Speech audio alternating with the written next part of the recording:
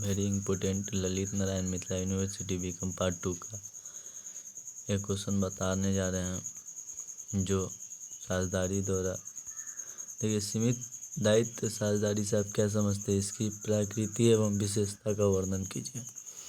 तो ये साझेदारी क्या होता है? दो या दो से अधिक साझेदार मिल करके किसी कारोबार को पारस्परिक रूप से चलाना और उसके लाभो लाभ को आपस में बांटना और सबकी ओर से किसी एक को संचालन बनाया जाना साझेदारी कहलाता है। किताबी भाषा में देखिए, कह रहा है सीमित दायित्व साझेदार अधिनियम 2008 भारतीय अर्थव्यवस्था को गति प्रदान करने वाला एक महत्वपूर्ण विधायन है।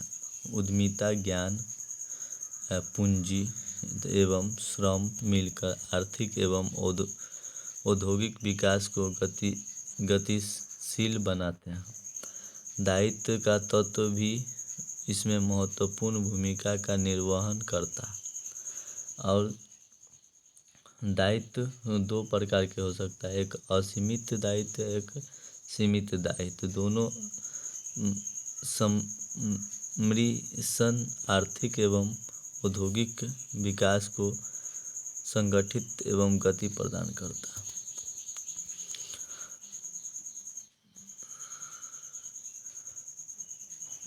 इसलिए सीमित दायित्व वाला साझेदार 2008 में पारित हुआ, जिसे हम 7 जनवरी 2009 को राष्ट्रपति स्वीकृति मिली थी, पारित किया गया। इस अधिनियम को 7 जनवरी 2009 को राष्ट्रपति द्वारा स्वीकृति मिली थी। यद्यपि 31 मार्च 2009 से अधिकतम प्रभावी हुआ। उसके बाद देखिए, सीमित दायित्व वाले साझेदार से क्या है। सीमित दायित्व वाले साझेदार नवीन व्यवसाय का गठन का प्रारूप है। नवीन मतलब नया, जिसमें कंपनी प्रारूप में सीमित दायित्व का गुण एवं परंपरागत साझेदार से लचीलता के गुण को स्वीकृति करके व्यावसायिक संगठन के संबंध के लिए आंतरिक संरचना प्रस्तुत की गई है। इस प्रकार सीमित दायित्व वाला साझेदारी एक प्रकार की साझेदारी एवं कंपनी की संयोजन है, जिसमें साझेदारी की भांति लचीलता एवं व्यवहार उपलब्ध है। यह निगमित निकाय का स्वरूप भी प्राप्त है। वास्तव में सीमित दायित्व वाली साझेदार ऐसा समझौता है जिसमें साझेदार का दायित्व सीमित होता है और साथ ही एक साझेदार दूसरे साझेदार के दुराचरण अथवा लापरवाही के लिए एजेंट की भांति उत्तरदायित्व नहीं होता। एजेंट के भांति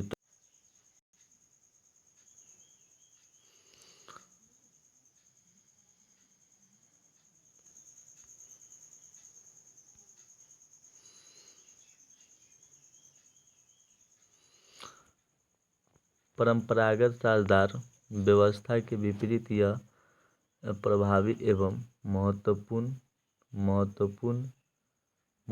सीमित दायित्व साझेदार वास्तव में एक पृथक वैधानिक अस्तित्व है।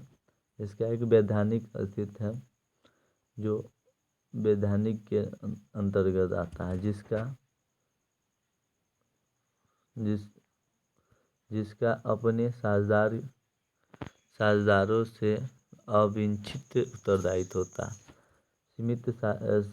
सीमित दायित्व वाले साझेदार के निगमन के लिए भारतीय साझेदारी अधिनियम 1932 उपरांत एक व्यवस्था लागू नहीं होती। इसका निगमन अपनी सहमति के अधीन होता है। इसको सीमित दायित्व वाली साझेदार कहते हैं। उसके बाद इसकी साझेदारी की विशेषता है। सीमित दायित्व वाली साझेदारी एक निगमन इकाई है जिसे हम बॉडी कॉर्पोरेट, इसका अपने साझेदार से एक अलग विधित दायित्व होता है।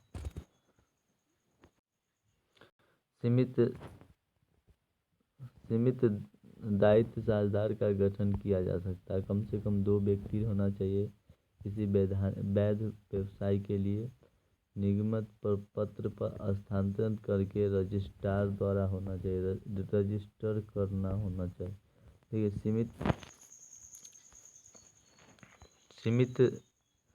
सीमित दायित्व साझेदार के अंतर्गत साझेदारी समझौते द्वारा अपने व्यवसाय एवं तत्वों को परिभाषित किया जाता है।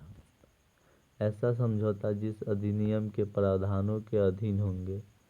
और उसके बाद दूसरा देखिए, सीमित दायित्व वाली साझेदार फर्म अपनी अस्थियों के लिए पूर्ण रूप से दायी होंगे। साझेदार अपने योग्यता एवं दायी ठहराए जाएंगे। एक साझेदार दूसरे साझेदार के प्राकृतिक कार्य अथवा दुराचरण के लिए उत्तरदायित्व होंगे। मतलब कोई भी कपट करता है तो दूसरे साझेदार इसको पूर्ति करेंगे। फर्म तथा उन साझेदार जिन्होंने लेनदार से कपट करने की आशय से या कपटपूर्ण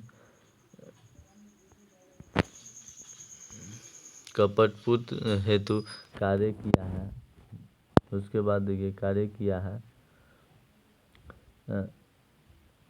का दायित्व सभी या किसी एक ऋण की अन्य हेतु असीमित होंगे। प्रत्येक सीमित दायित्व वाले साझेदार में कम से कम 2 व्यक्ति साझेदारी के रूप में होंगे। इससे कम से कम एक भारत का निवासी होंगे। उसके बाद सीमित दायित्व साझेदार का सही अर्थ यथार्थ लेखा रखा जाएगा। उसके बाद कराया किया जाएगा। रिपोर्ट की एक प्रति रजिस्ट्रार को भेजा जाएगा। उसके बाद केंद्रीय सरकार द्वारा सीमित दायित्व साझेदारी के वर्ग को लेखा अंकेक्षक से प्रदान की जा सकती है। अब देखिए, उसके बाद आवश्यक होने पर साझेदारी को निरीक्षित हेतु केंद्रीय सरकार द्वारा निरीक्षकों को मुक्त की जा सकेगी। अधिकतम अधिनियम में सीमित दायित्व वाले साझेदार समावेशन समझौता या व्यवसाय का प्रावधान किया जाएगा। किसी फर्म, प्राइवेट कंपनी या अनुसूचित पब्लिक कंपनी को सीमित दायित्व साझेदार में परिवर्तन होने की अनुज्ञा प्रदान की गई है। ऐसी साझेदारी पर केंद्रीय सरकार द्वारा किया गया विधि प्रावधान लागू किया जा सकता है।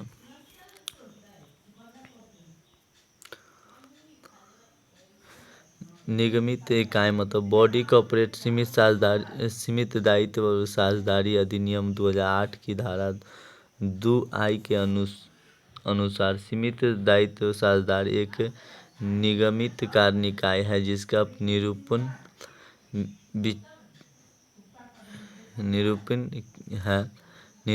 है निगमन अधिनियम के अधीन किया गया है, जिसका अपने साझेदार के पृथक एवं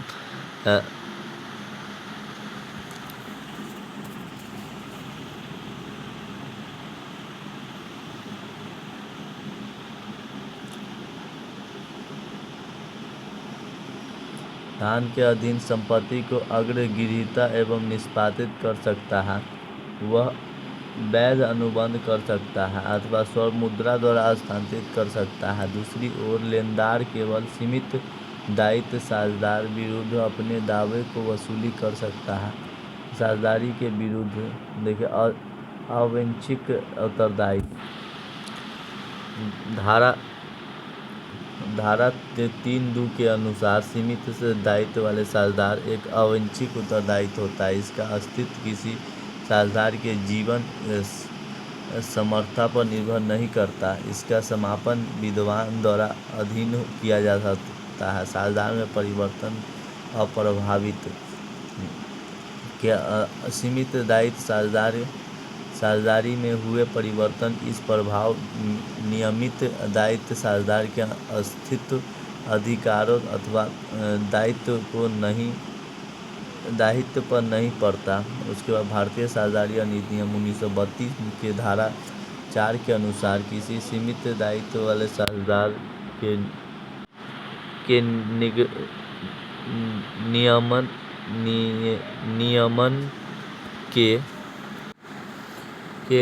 के लिए भारतीय साझेदारी अधिनियम 1932 के प्रावधान लागू नहीं किया जाएगा, वरन सीमित दायित्व साझेदार अधिनियम एवं उसकी नियमावली की व्यवस्थाएं एवं प्रावधानों होंगे तथा कंपनी अधिनियम 2013 के धारा 67 के अनुसार अधिनियम के प्रावधानों केंद्रीयकरण सरकार द्वारा राजपत्र के अधिसूचना द्वारा लागू किया जा सकता है। इस अधिसूचना के दोनों सदनों लोकसभा एवं राज्यसभा द्वारा की आवश्यक पारित होना चाहिए। देखिए साझेदारी के बारे में देखिए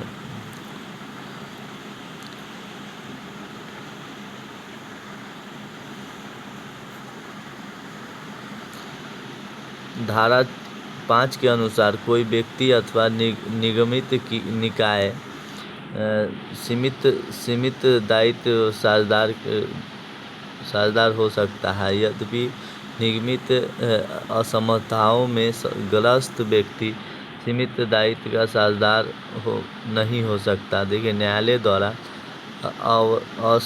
अस्वस्थ मस्तिष्क का घोषित व्यक्ति गैर निष्पक्षीय यदि उसका दिवालिया घोषित करने का आवेदन संबंधी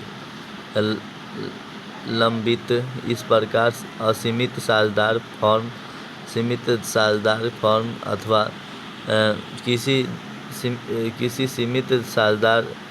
सीमित दायित्व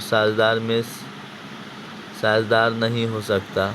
उसके बाद देखिए साझेदारी के बारे में हम कुछ बताना चाहेंगे। देखिए साझेदारी किसे कहते हैं, तो इतना जरूर लिखिएगा, साझेदारी उन व्यक्तियों का पारस्परिक संबंध है जिन्होंने किसी ऐसे कारोबार के लाभ को आपस में बांटने का ठहराव किया हो जिसे वह सब अथवा उन सब की ओर से कार्य करते हुए उनमें से कोई एक व्यक्ति द्वारा चलाया जा सकता है, किसी एक व्यक्ति द्वारा चलाया जा सकता है। और उसके बाद हम बताएंगे, देखिए उसके बाद अंतर बताते हैं, सीमित और असीमित साझेदार में अंतर बताएंगे। देखिए आपको बताते हैं।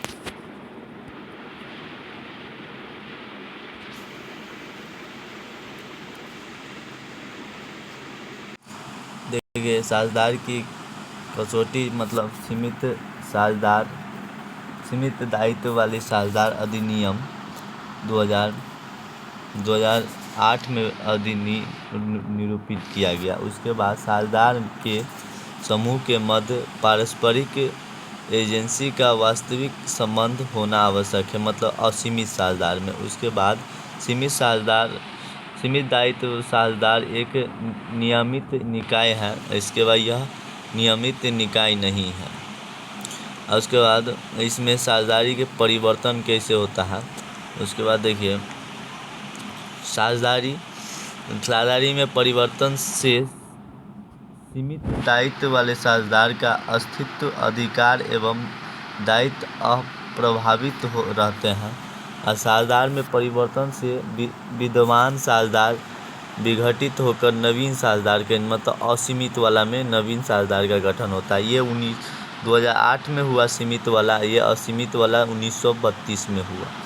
उसके बाद देखिए कोई संख्या निर्धारित नहीं होता, लेकिन इसमें अधिकतम 50 होता, न्यूनतम 2 इसमें अधिकतम मतलब कोई प्रावधान नहीं होता। सीमित में अधिकतम 50, न्यूनतम में कोई नहीं, और सीमित में न्यूनतम में कोई नहीं अधिकतम में कोई नहीं और न्यूनतम में 2।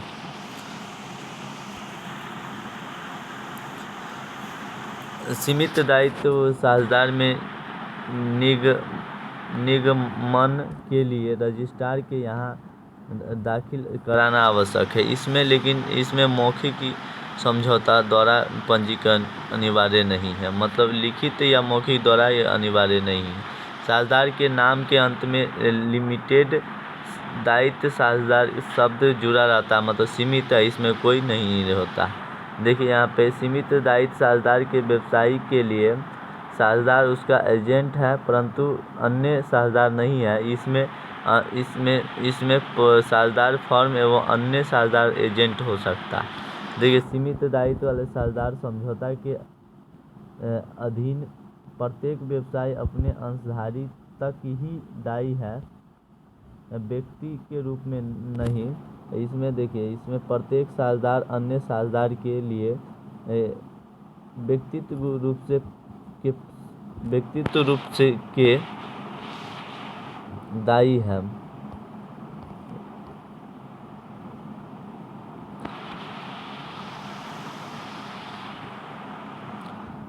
यह दायित्व संयुक्त एवं पृथक हो सकता है। देखिए इसमें देखिए वित्तीय प्रकट, उसके बाद वित्तीय प्रकट के बारे में देखिए।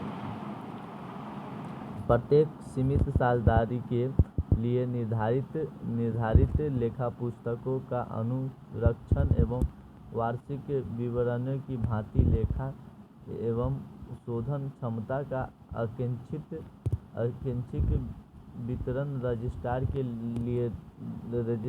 लिए यहाँ पे दाखिल कराना अनिवार्य है। ऐसा साझेदार में कोई निर्धारित नहीं है। वित्तीय प्रकट साझेदारी अधिनियम 1932 अनुसार अब उपेक्षित नहीं है।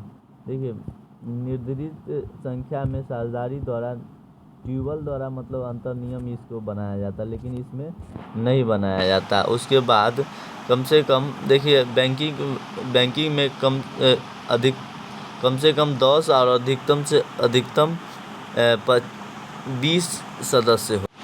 अवैध सीमित साझेदारी का साझेदार अथवा लाभों में सहभागी नहीं कर सकता। उसके बाद देखिए